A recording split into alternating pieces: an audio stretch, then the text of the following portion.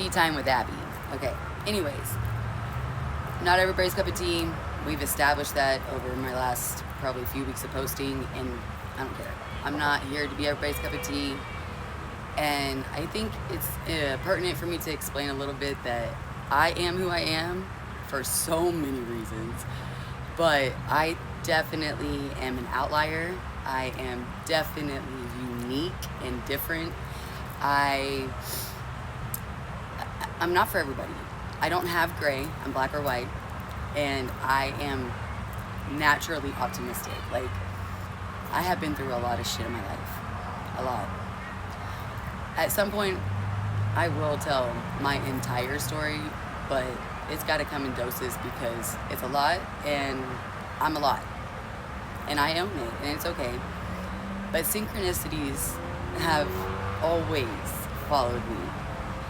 And I am the way I am because I was born in 1985 and baptized as an infant into the Catholic Church. I had godparents. They actually ended up being my babysitters. They live across the street. A Hispanic couple. I don't know them. I don't know my godparents. I don't remember them. I was an infant, you know.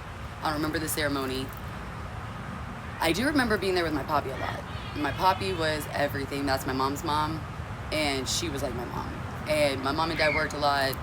Poppy was always there. And when she got cancer and died, and we nursed her to death, essentially, and when I was in 3rd grade, that started the synchronicities. That's when I really started to have the connections that I had with Source.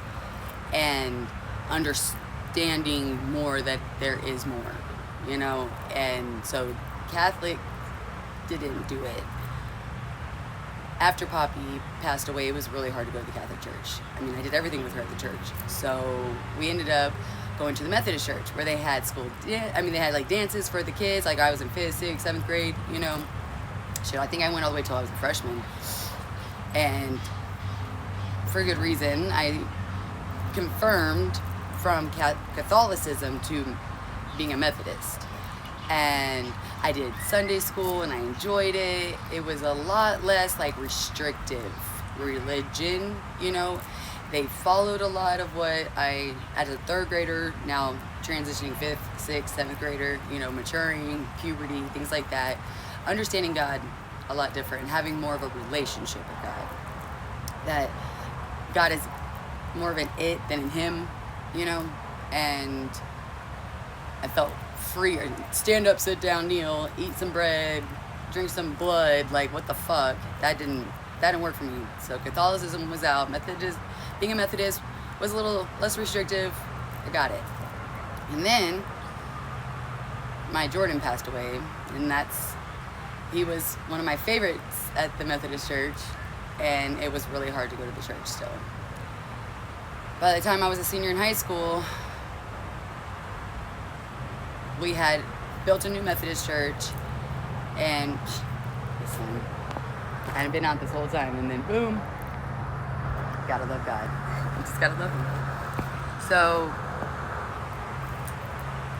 I ended up getting pregnant my senior year in high school, and my Methodist church did a senior service where all the seniors did their part, like ran the service as if the adults did. And my job for the senior service was to give my testimony. And you have to remember, senior in high school, I was 7 months pregnant at the time giving this testimony. And God was there for me, but the people were not. I did not feel loved unconditionally that I thought I should whenever you're in a place with God and his people, right? So it didn't take long after that I was no longer Methodist, and I found non-denominational. I was pregnant, single mom. Nobody knew who the dad was, for good reason. I'll tell that story when I'm ready.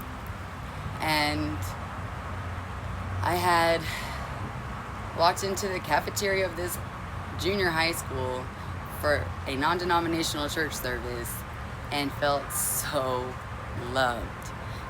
welcomed, not judged. And I felt God. That's what's most important, right? So non-denominational was where I stayed for a long time. And for me, non-denominational is what brought me to spirituality. That's what I am now. I'm spiritual. I am not religious. I don't judge religion. I don't care.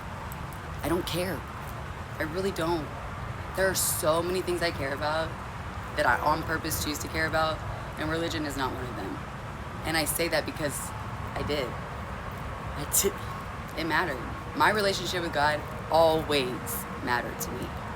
It was always important to me. No matter the choices I made, no matter the things I did, I always talked to God. He always was there for me.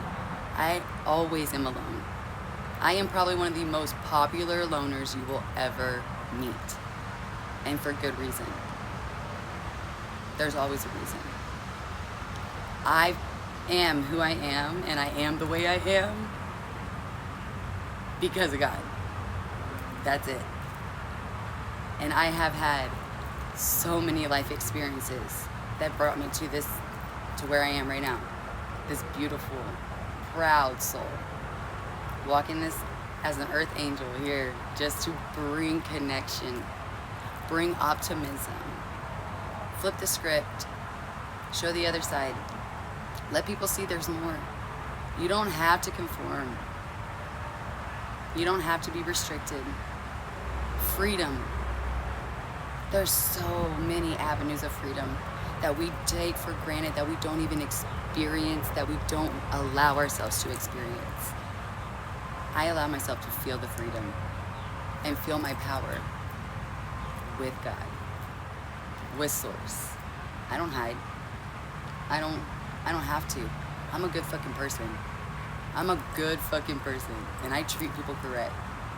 I don't have to wonder. I don't have to look over my shoulder. I don't have to lie. I get to just be who I am and take it or leave it. I don't care. I'm here to make change. I'm here to bring love. I'm here to bring light. And I'm here to shake shit up for good reason.